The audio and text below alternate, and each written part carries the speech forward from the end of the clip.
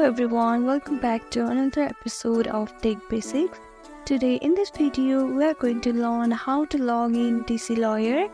First step is to open your browser. Here I am using Google Chrome. You can use any of your browser like Firefox, Safari, etc. Now open your browser.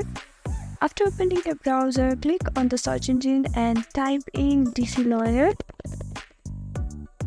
Now scroll down a little bit until you see this logo. Click on it. This is the home page of DC bar. Here on the top navigation bar on the right side, you can see sign in option. Click on it.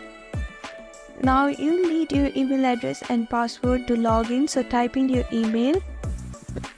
Now type in your password. If you have forgot your password, you can click on this link and reset your password. And if you don't have an account yet, you can click on this link and create a new account.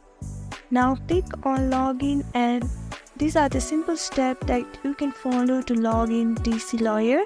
Thank you for watching this video. I hope this video was helpful to you. Please do like, share and subscribe to our channel, and don't forget to comment down below. Thank you. Hello everyone.